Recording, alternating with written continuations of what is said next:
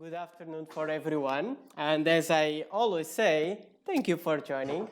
Today we have with us Francisco Guerreiro, which let's say it's our expert on environmental issues that will help us all to understand that we should do better and how we should do it, right? How should we change our habits to help our beloved planet? We also have Rent with us. You know him by 4Ks. Everyone knows him. He's part of the LAR team. He's on the LAR radio. It's on the LARCLUB.x. He has been hiding on the backstage when it comes to the LAR talks, but today we managed to get him here, rising from the ashes like a phoenix. So thank you also for joining. As you Thank know, you. Rising from the grass behind me. Exactly.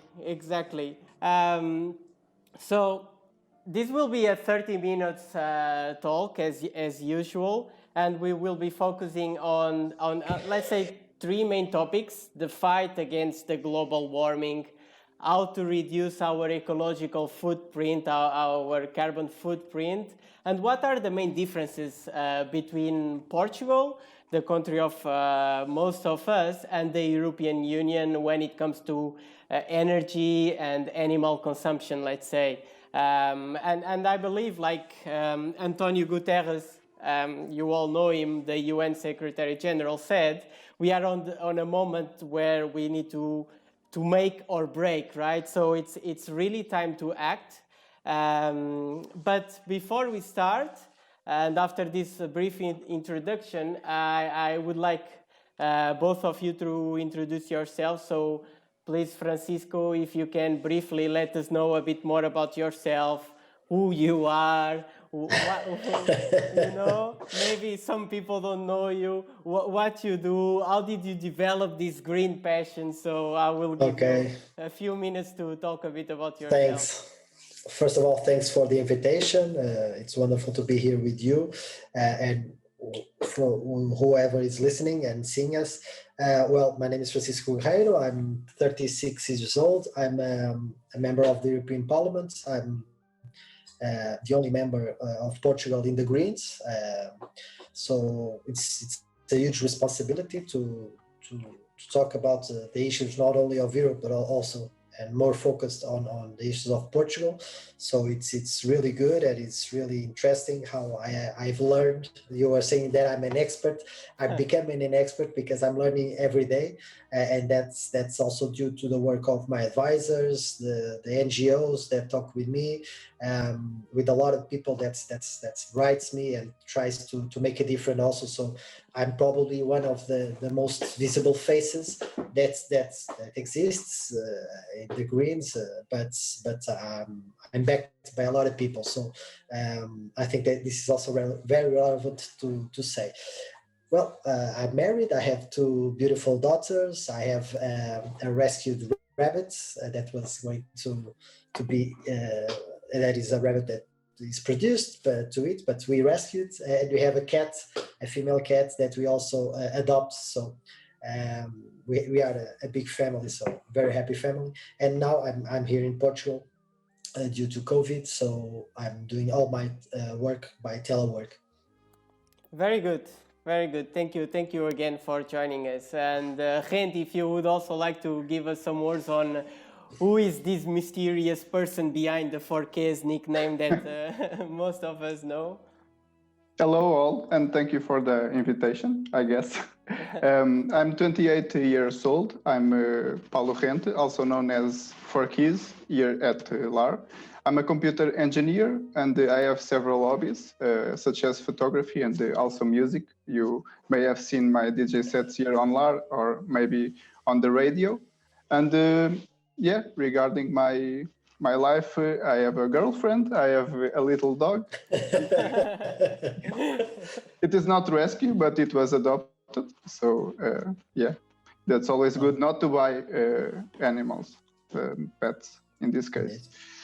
Okay, so I guess we can start. Yes, thanks a lot. So indeed we can start, and I will start for the first topic, right? We usually like to start from the first topic.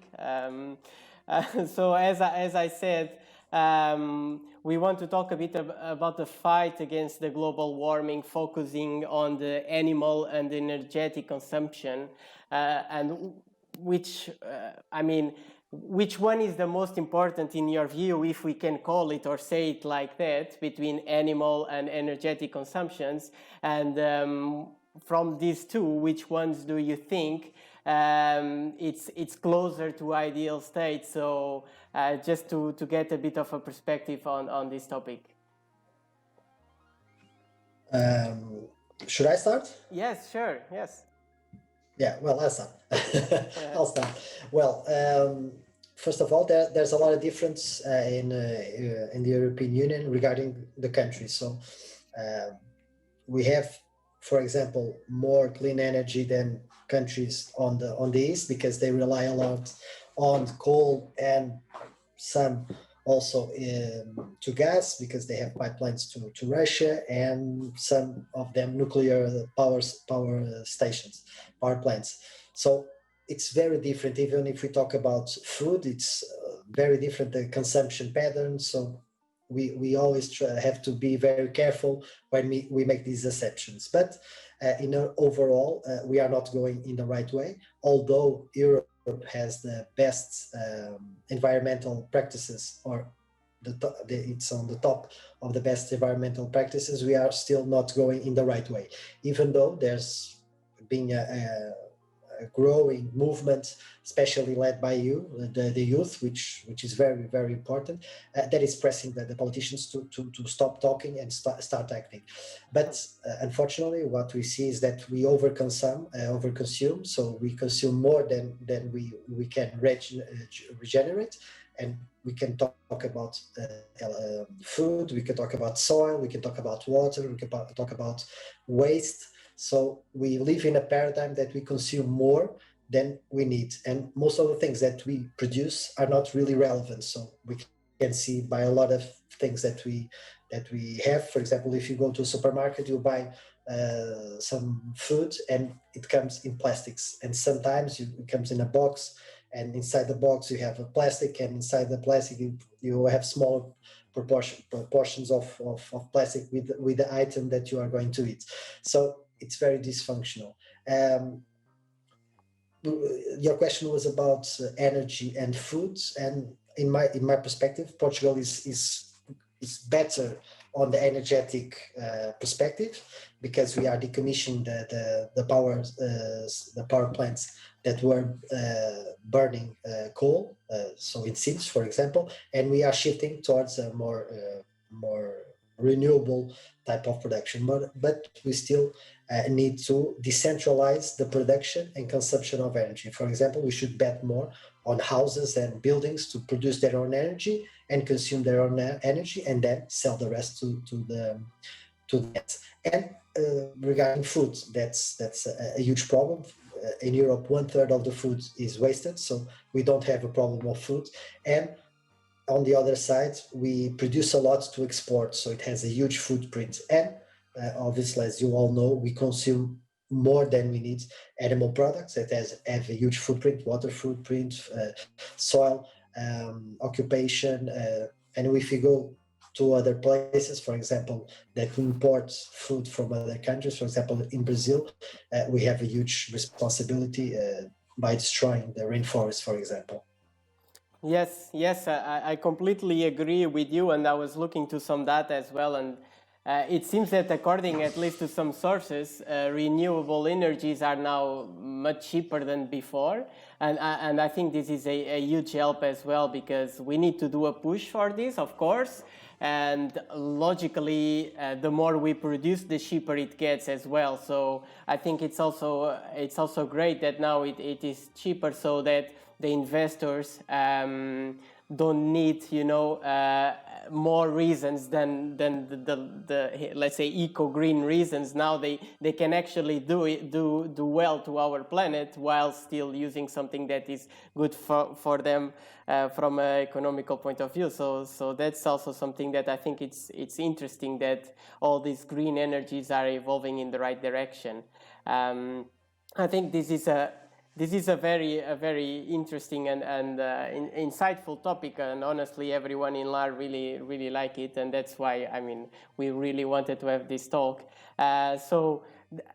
We would also have some thoughts, and we have another question which is more related to, okay, we understand that we need to change, but how can we change? What are maybe the little things or the steps that we need to take so that we can reduce our footprint, let's say carbon footprint, ecological footprint, and so on, and with that help the life of everyone, and in the end of our planet, right? Well, I think that we have two dimensions that are interconnected. One is the global and the collective perspective and action. That's why we have politicians, that's why we have parties, that's why we have NGOs. And this common effort trying to shift things and policies is obviously very relevant because it touches everyday life. So the price that you pay for foods, what you produce, how it's produced, how it's distributed.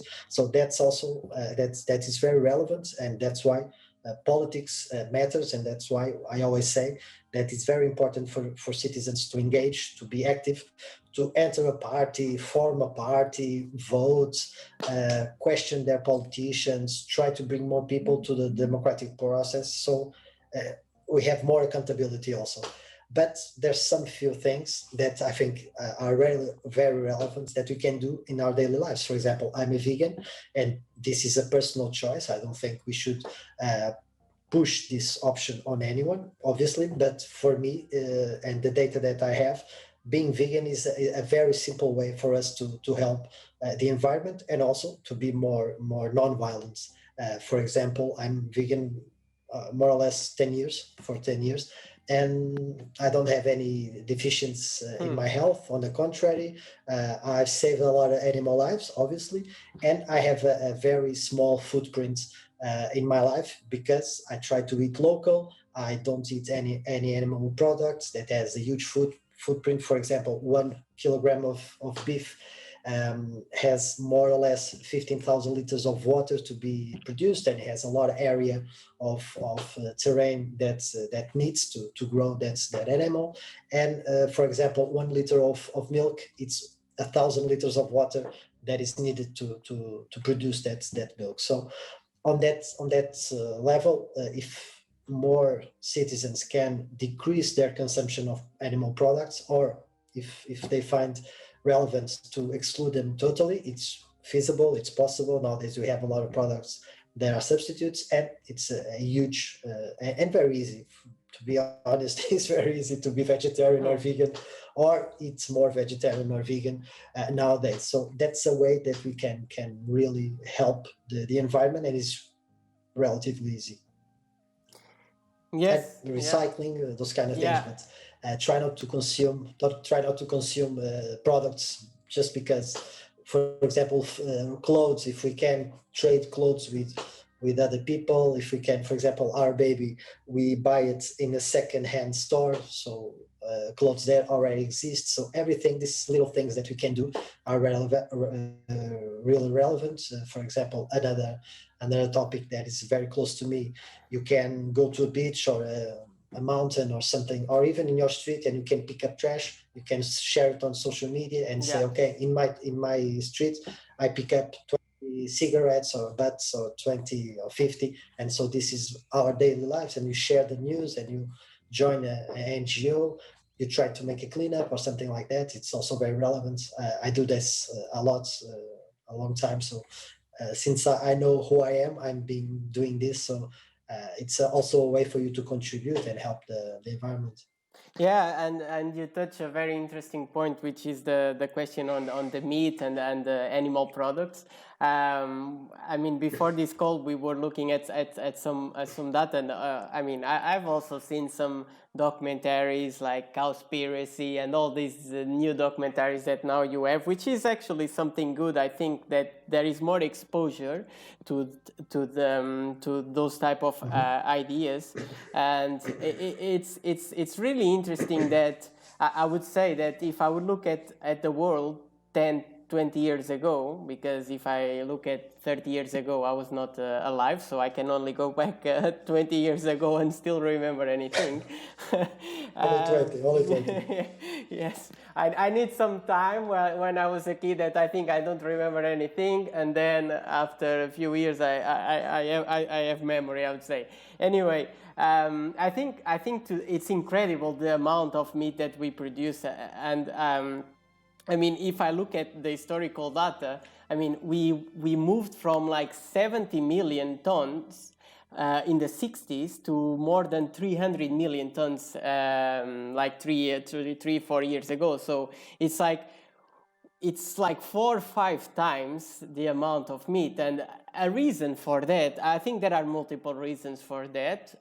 Clearly one, because also the world population exploded during these last years, and also because the average income of the families increased as well. So more people will eat meat, and more people with money tendentially will eat more meat, according to some studies, until we do something to change it, right? Because it's all a matter of education, in my opinion, and it needs really to start from that, and really needs to start from a point where we teach our community on how we should act, like you were saying, the cleaning part, and also the consumption part, at least to be aware of what we are doing. Because I have the sense, and I talk for myself sometimes as well, that we don't always understand the impact that we are having because of what we are doing. In this case, like, you go and you eat meat, like imagine you eat meat every day a week, and then you have no idea of the impact that you are doing. But when you see the numbers, you are like, whoa, this is incredible. It's like, this is too much. So I think this type of actions, they need to be more frequent, so that people start really to change their mindset. I think that's a key thing. We need to raise awareness. It's the most important, and I think that the way to do it is to have younger people on politics. It's really important, that one. And also, you touched a good point about buying locally. It's a huge deal, that one. Buy local, reduce consumption, and reduce animal consumption, and the small things such as recycling and so on. And I was looking at the chat, and we have a lot of questions. So yes. I think we should start. It will. Yes. Let me just jump in. Just to make a point that I think is really relevant. Politics is relevant because, as you said, people have to buy stuff, and if we don't have the right policies, we are contributing with the money of everyone to this type of paradigm.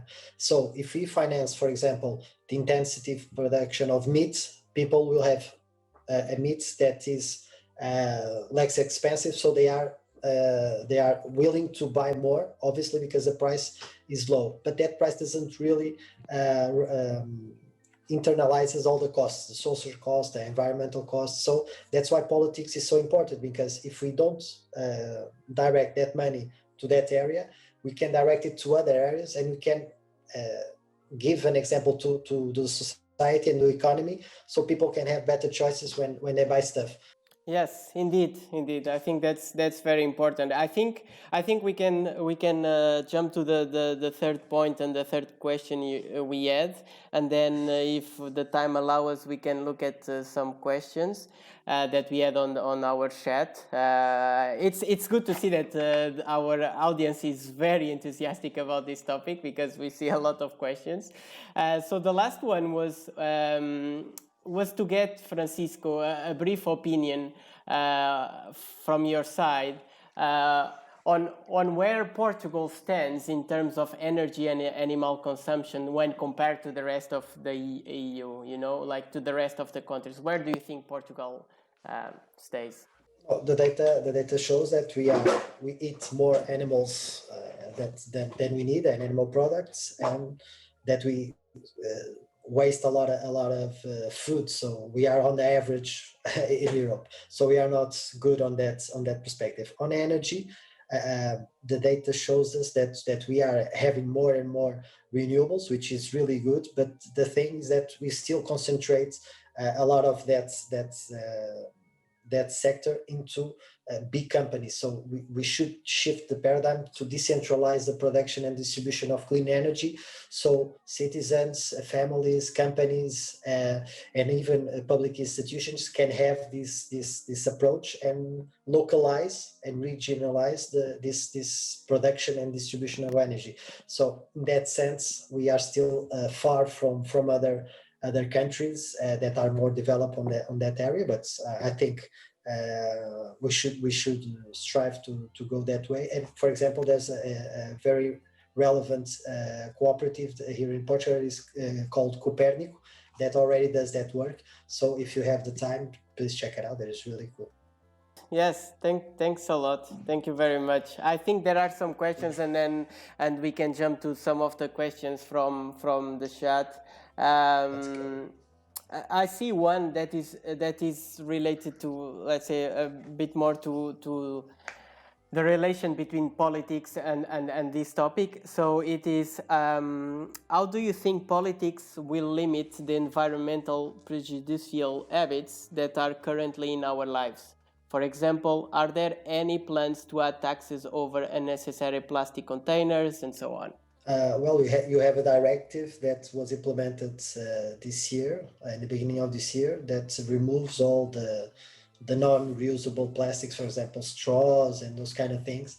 But we should go much further. For example, we don't talk about this, but in fisheries, it's one of the biggest industries that pollute our seas because of the nets. They are all made of plastic. You have the foam that pollutes in a unimaginable way because it's decomposes and you have small micro particles of that styrofoam. So we really need to go much further, and that's why politics is very relevant. I made one amendment regarding that specific issue that is being debated on the parliament on the marine litter. And for me, we should ban the styrofoam of fisheries, period. And we should give incentives to fishermen to have other types of products that they can use on fisheries, but that are not pollutants. So we really need to have courage. And unfortunately, the majority of the parties don't have that sensibility, or I don't know. I don't want to talk about any particular party or institution, but the thing is, in reality, doesn't have the courage. They don't have the courage to do what's necessary, and because we have more or less 6 years to face this crisis, so we should really be more courageous. That's a tough point indeed. I see also a very interesting one related to the plastic. So if we reduce the plastics, or if we remove the plastics that we have, for example, the plastics that we use as container for foods, won't we probably have more waste on food, or you don't see a connection there? Well, as I told, 1/3 of the food in Europe is wasted. So we already waste a lot of food. And I think if we do like Paulo said, that we buy and we produce, distribute and buy more local, more regionally, we won't have also that long chain of production, distribution and consumption. So we would, in theory, reduce also our waste. And waste in this sense of fruits is not really bad, because you can gather that waste, for example, when you peel a banana, those kind of things, and you can use that to make compost. So also in nature, nothing is wasted. So we still don't have this mentality of reusing the waste of the fruit to do other things, for example, compost. And so I do think that also has to change, because in one way we have to reduce and try to avoid plastic. It's impossible nowadays to eliminate all the plastic, but at least in food we can do a lot better. and have other types of products that's packaged the food. And if we buy more local, as Paulo said, we in theory don't need as much as plastic on the products that's the majority of exported goods need. So we really have to shift the mindset. Yes, definitely. On the CO2, there was a very interesting question from Luigi, which mentions the fact that today the CO2 emissions are measured every 2 years. So, and in some countries it's more often than just every 2 years. So, don't you think? What is your opinion? Don't you think we should measure it more often? Is 2 years sufficient? Why 2 years and not one? Well, that depends on who is measuring. But the thing is, the most scary thing for me is that when we measured, we always see that we are going way beyond what we should be doing. So we should really be stopping or trying to stop as much as we can the emissions of these greenhouse gases, and also methane. We always talk about CO2, methane. That's why it's so important and relevant for us not to eat as much meat and animal products as we do, or if we can, or if we decide so, to eliminate them completely. Methane, because it's 25 times more polluted than CO2. We should really be decreasing as much as we can in all sectors: agriculture, fisheries, industry, housing, transportation. But again, we are still in this paradigm of continuous growth, that we need to grow. Yeah. We need to grow to have more jobs, to have more products, to have more GDP, and in the end, nature will set the balance. Unfortunately, if we don't do something really quick, this will be very, very painful for us, because in millions of years the earth will regenerate and it will have their balance, and we really have a short time to do these changes. Let's see if we can make it. Yes, indeed. Not being negative. I'm not being negative. Yes. It's just a fact. Sorry. Yeah, it's a very thin line. It's a very thin line. So what we understand. Yeah, but we can be hopeful, I think, from what we are seeing on this COVID pandemic, because what we saw regarding the vaccine also show us that when humanity unifies efforts towards a common goal, we usually succeed. And if we make that goal to make the planet more sustainable, I think we can make that point of no return go away, and far away, not from 6 years from now, right? I think that let's see.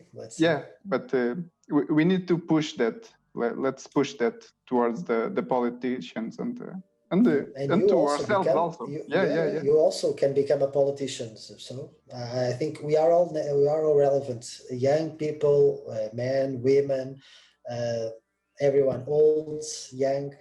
We are all necessary to do this change. So. Yeah, what I see now is that we are doing some changes, but it seems so insignificant.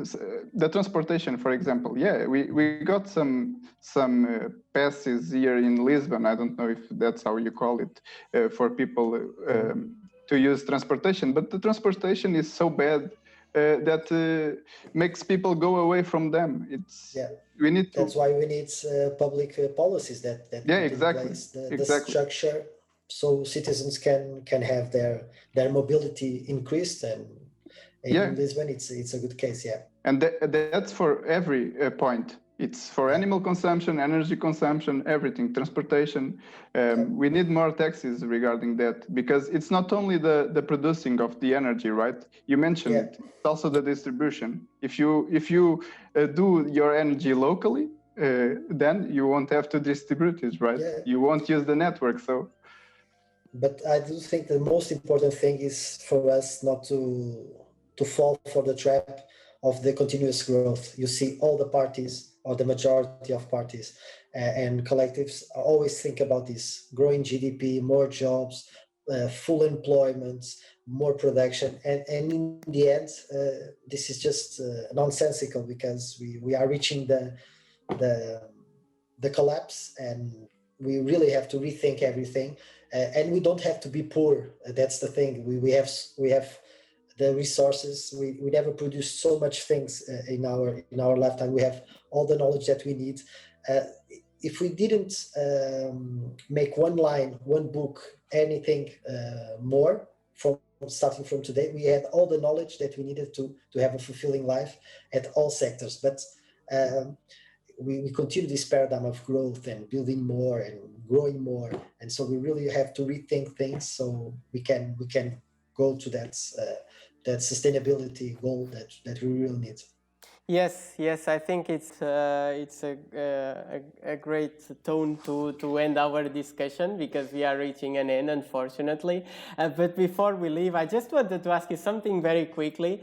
So it's a bit of a fun question. So if you would need to choose a song, a band, or a soundtrack to represent the current ecological situation, which one would you choose, Francisco? I will probably choose Muse, the uprising, because I do feel that we have a lot of challenges, but we need to uprise and give a kick in the door so we can do these things that are beneficial to everyone. Yes, indeed. I would indeed. That's a great answer. I would say we could start with "Time Is Running Out" from Muse, and then go to Uprising as well. That's a good one. Thanks a lot. Thanks a lot for joining. I'm confident that we will all realize on time that we need to change, and that together we will be able to overcome this, let's say. And that's the message that we wanted to pass here today, a positive one, not blindly positive, but consciously positive. And that we need to work, we need to change, but we can do it. I think, like Rento was saying, we are capable of that and much more, but for that we need to stay together. Thanks a lot for your time. Thank you. Support. Thanks for the invitation.